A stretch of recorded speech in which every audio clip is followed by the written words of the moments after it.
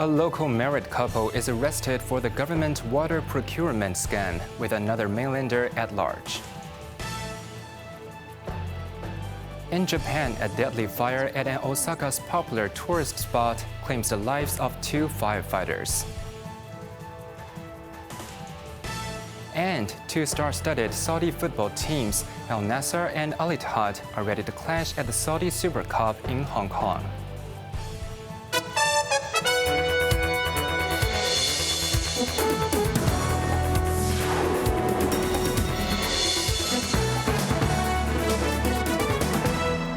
Good evening, you're watching Cable News. I'm Quentin Yang. In the latest development of the government water procurement scandal, police have arrested a couple and are hunting another mainland Chinese man. The 3 are suspected of scamming the logistics department by supplying bottled water, claiming to be from a mainland brand, which the brand has denied. Evelyn Bai reports.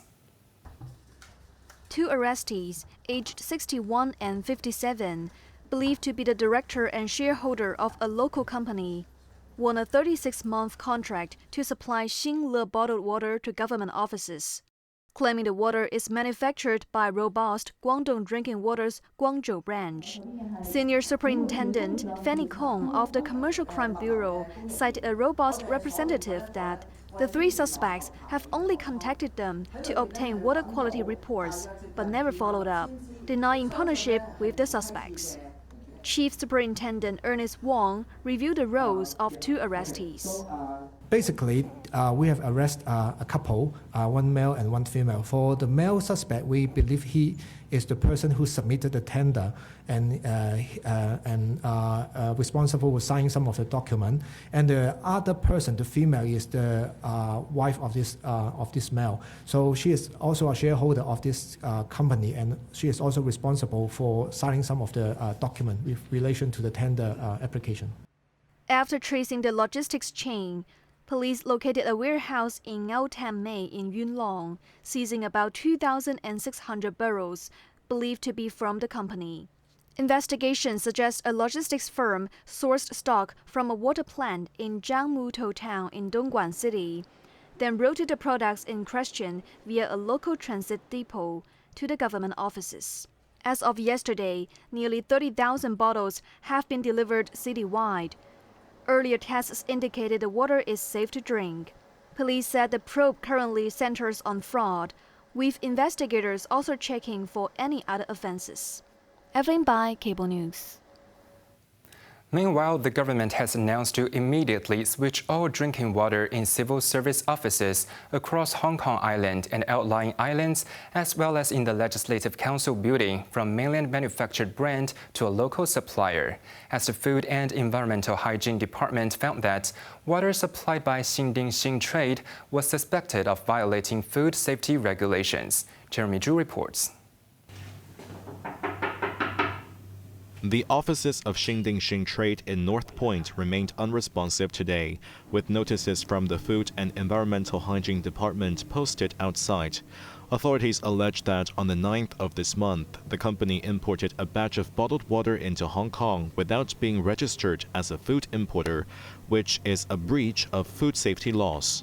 The trading company had won a government tender in March this year, securing a $53 million contract to supply 1,880,000 bottles of water to offices in Hong Kong Island and select outlying islands. However, the logistics department recently stated that after reviewing the company's operational records, it could no longer confirm their ability to fulfill the contract and has thus suspended the agreement. Affected offices will now receive water supplied by A.S. Watson. In response to the incident, the Financial Services and the Treasury Bureau has asked the Audit Commission to review the tender process for bottled water procurement. The Audit Commission said the tender process falls within the scope of its work and pledged to conduct a thorough review to identify any procedural deficiencies, assuring that any irregularities discovered would be reported candidly. Meanwhile, a cross-departmental task force will also examine the government's procurement mechanisms, with preliminary reports expected within 3 months. Jeremy Zhu, Cable News. The landmark national security trial of former media tycoon Jimmy Lai entered its final phase today as prosecutors began closing arguments. Held at the West Kowloon Courts Complex, temporarily acting as the High Court, the proceedings mark a critical juncture in the case alleging conspiracy to collude with foreign forces. Lai arrived via prison van and was present alongside his wife. Public interest remained high, with crowds queuing for access despite heavy rain. The trial resumed after a 5-month adjournment, necessitated when Lai initially refused specialist-recommended cardiac monitoring and medication. Following judicial orders, correctional services fitted him with a monitor last Friday. Justice Esther To, noting medical reports confirming Lai's fitness and no complaints from him, assured the court would accommodate breaks if needed. Prosecutors then commenced their closing submissions, heavily focusing on the legal definition of conspiracy under the national security law. They argued Lai's alleged conspiracy continued after the NSL took effect in June 2020. Prosecutors asserted that once a conspiracy agreement is formed, compliance by the parties constitutes conspiracy. Meanwhile, Lai's alleged sanction-seeking activities demonstrated ongoing illegality both before and after the law's enactment. Their oral arguments, supported by 860 pages of written submissions, are expected to take 2 days. Immigration officers arrested 6 Filipino domestic helpers for allegedly providing dental services in the city without licenses, breaching conditions of stay. Among the arrestees, 2 were unlicensed dentists, while the other 4 were assistants. During the operation, officers also seized some dental instruments. The suspects were accused of providing dental services, such as teeth cleaning and bracing, to fellow countrymen in a tenement building in Shamtripol, with each visit charging between $150 and $500. The Immigration Department received a report and took action on Sunday. Officers noted that the employers of the arrestees were unaware of the incident. Residents and tourists were startled when a fiery fire broke out this morning in a building at Osaka's Dotonbori district, one of the Japanese city's busiest shopping hubs and popular tourist destinations. 2 firefighters died while battling the fire, and multiple civilians suffered smoke inhalation and were hospitalized.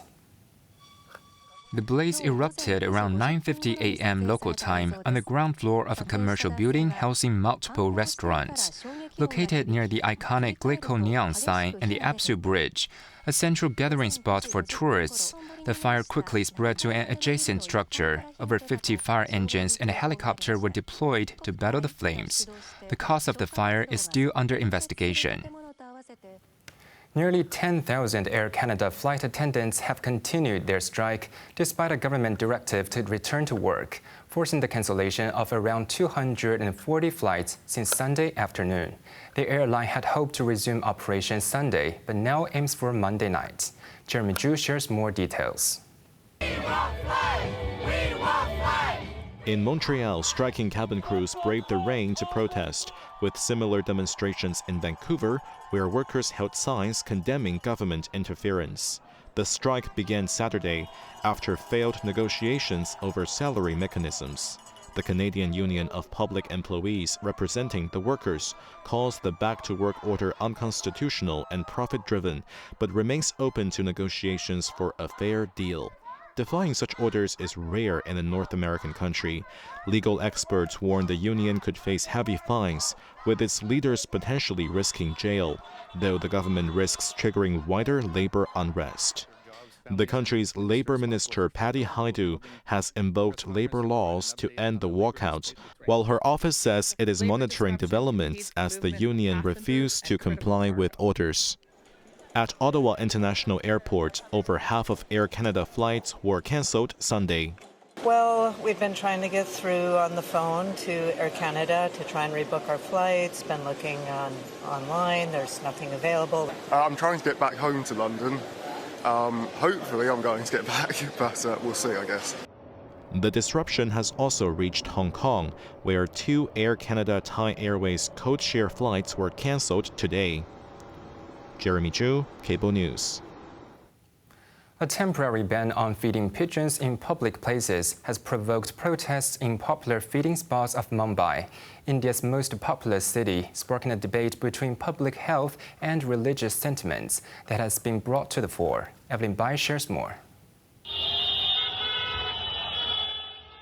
Since the ban took effect, hundreds of people have gathered at popular feeding sites across Mumbai this month, clashing with police.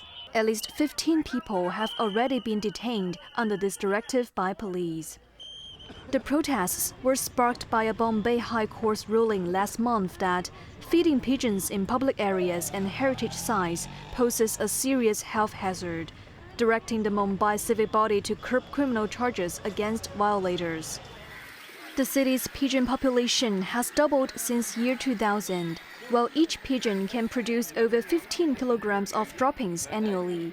Authorities said the feces pose significant public health risks and can damage historic structures. Last year, an 11-year-old boy in Delhi died of inflammation in lungs.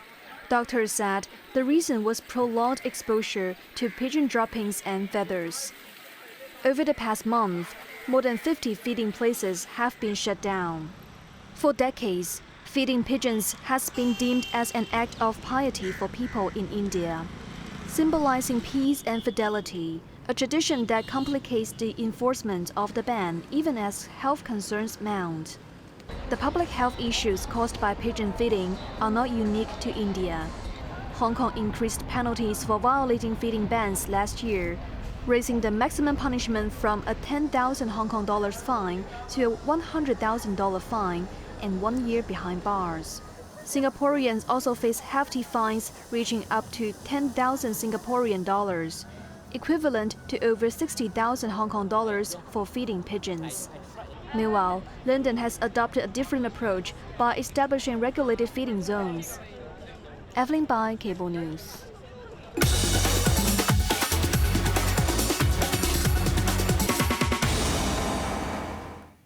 Now let's take a look at the stock market.